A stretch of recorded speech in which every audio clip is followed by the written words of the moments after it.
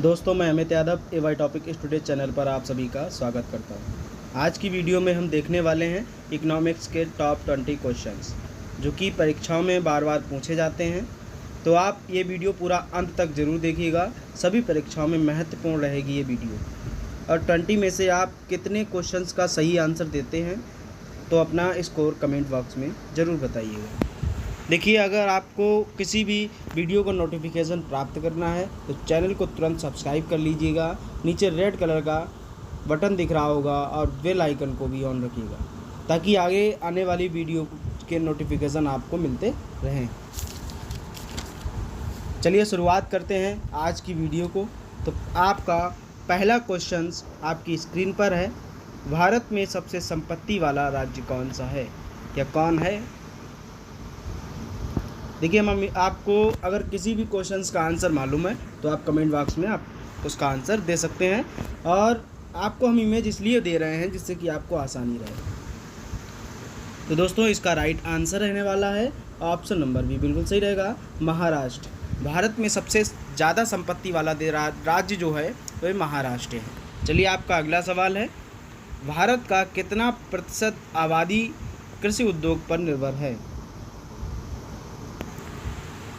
तो इसका भी आंसर रहने वाला है सही, बिल्कुल ऑप्शन नंबर सी बिल्कुल सही रहेगा, 58.9% है। ध्यान रखिएगा कितने प्रतिशत है, अब मतलब कृषि उद्योग पर निर्भर है 58.9%।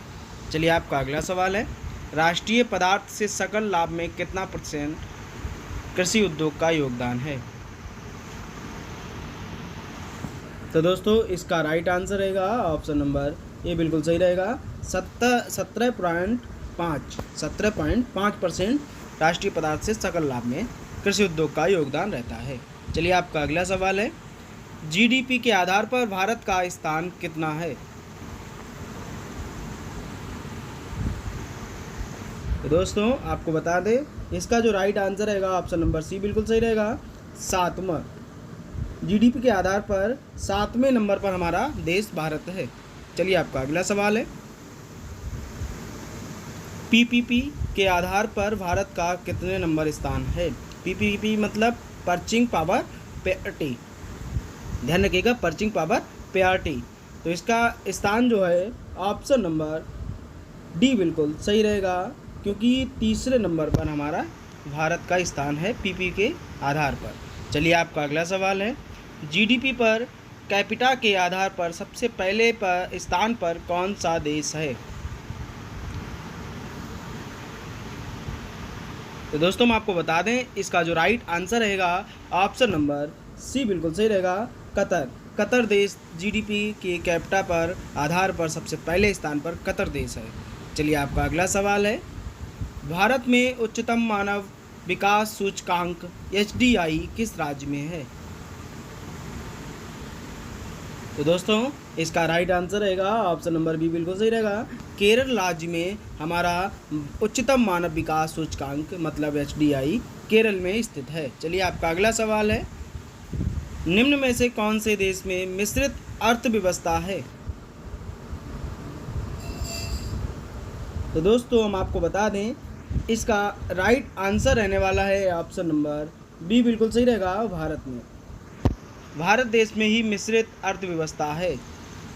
और दोस्तों, हम आपको बता दें, अगर किसी भी क्वेश्चन आपको समझ में नहीं आ रहा है या उसका आंसर समझ में नहीं आ रहा है तो आप कमेंट बॉक्स में अपना सवाल डाल सकते हैं, मैं उसको अगली वीडियो में आपको समझा दूंगा। चलिए, आपका अगला सवाल है, आर्थिक क्रियाओं का उद्देश्य होता है। आर्थिक क्रियाओं का उद्देश्य क्या होता है?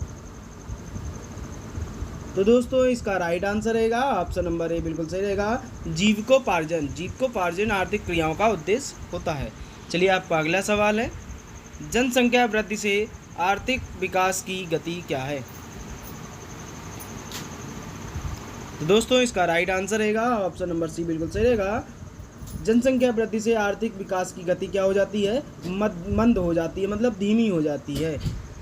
चलिए, आपका अगला सवाल है, आर्थिक विकास की व्याख्या के विभिन्न आधार कौन कौन हैं?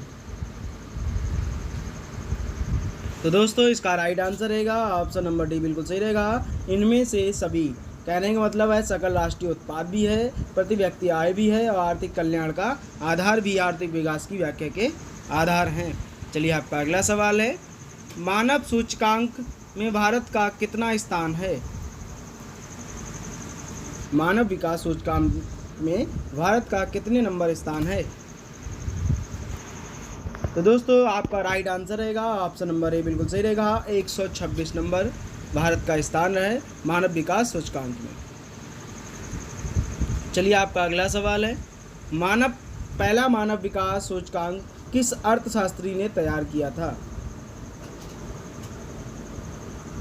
तो दोस्तों इसका भी राइट आंसर रहेगा ऑप्शन नंबर बी बिल्कुल सही रहेगा। महबूब उल हक ने पहला मानव विकास सूचकांक तैयार किया था।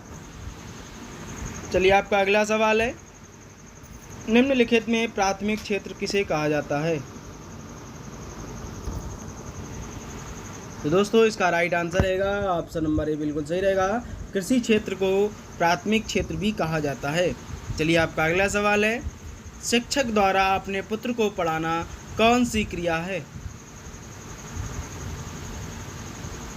तो हम आपको बता दें इसका जो राइट आंसर रहेगा ऑप्शन नंबर सी बिल्कुल सही रहेगा, क्योंकि दोनों ही अनार्थिक भी है और आर्थिक भी है, दोनों ही रहेंगे। ठीक है।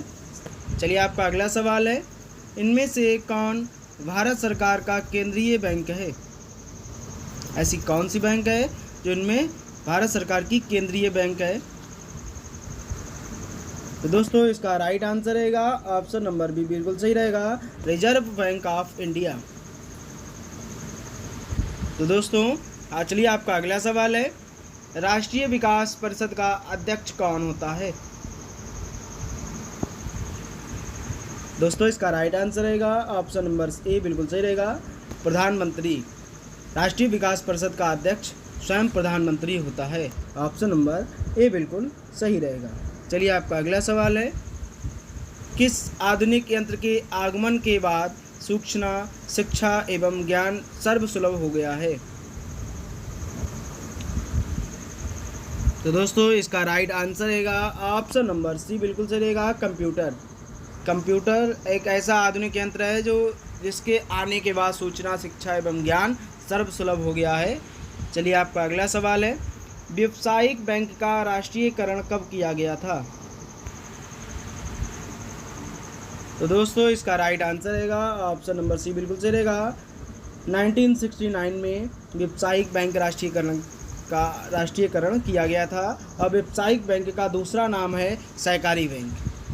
चलिए आपका अगला सवाल है, अंतर्राष्ट्रीय व्यापार संबंधी नियमों को निर्धारित करने वाली संस्था कौन है?